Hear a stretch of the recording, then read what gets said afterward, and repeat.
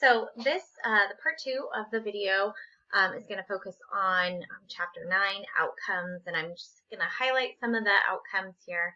The goal of this one is that students will be able to identify the life outcomes where religion made a difference.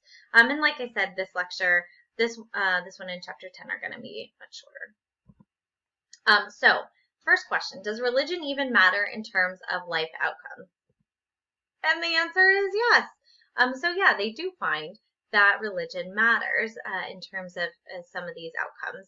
Not all of them, but what they say, one thing they say here is that when we look in terms of religious traditions, there's very little difference between different emerging adults in different religious traditions, and so that's an interesting point when we consider measuring religiosity, right? Because a lot of times we're looking at folks in different religious traditions. And so maybe that brings into question, how we're measuring religiosity in different ways.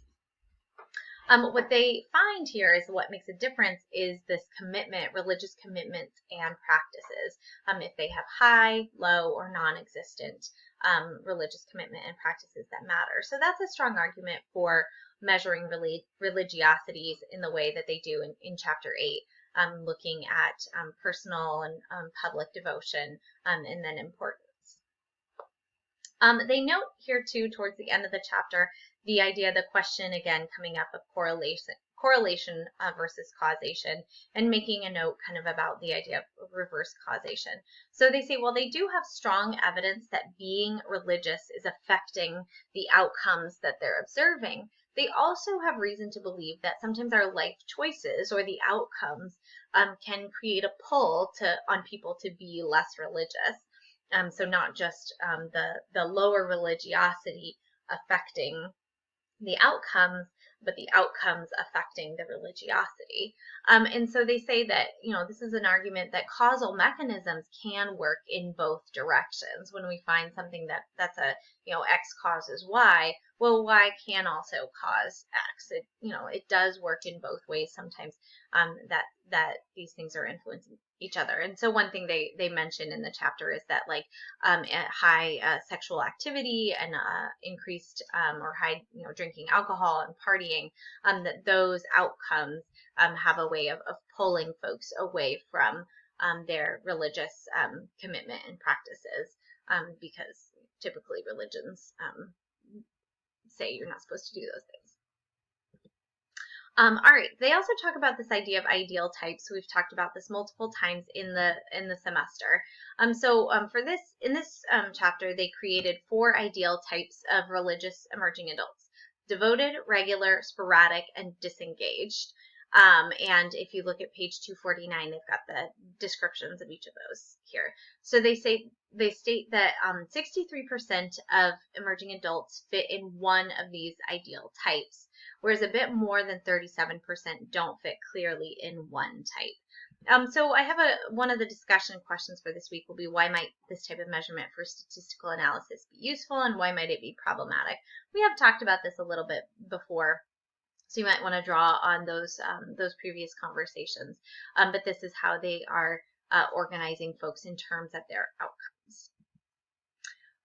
And so I'll highlight a few of the life outcomes where being highly religious makes a difference in a person's life. So first of all, in terms of looking at the devoted emerging adults, they tend to have better relationships with their parents. So that being an outcome there, that religion makes a difference there.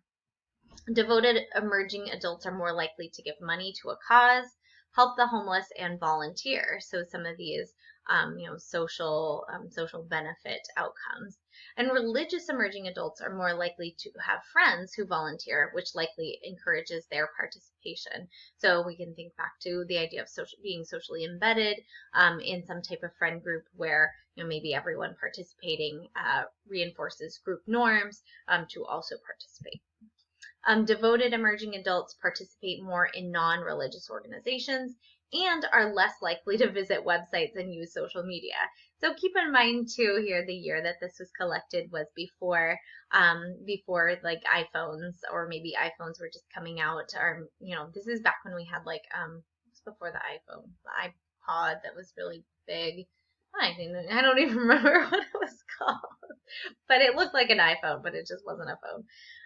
Anyways, so I would argue that, in terms of, I've made the argument to some of you in our discussions that, even though this is like 10 years ago, a lot of these things haven't changed much. And I know a lot of you have identified with some of these uh, either emerging adults or the context in which they're existing. But I would argue that devoted emerging adults probably now are just as likely to visit websites and use social media as all the other non-religious folks. All right, next point here. Higher levels of religiosity are associated with greater resistance to breaking moral rules.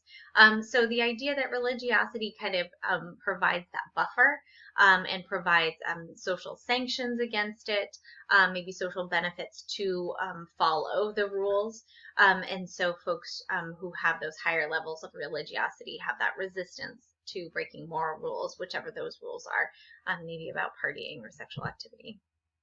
And then they also say that higher levels of religiosity are less likely to drink alcohol regularly and binge drink. So those two specific outcomes there. All right, so the last part of the lecture is just going to feature some of the outcomes, some of the conclusions that stood out to me. But certainly in your own participation, you can highlight whatever conclusions stood out to you.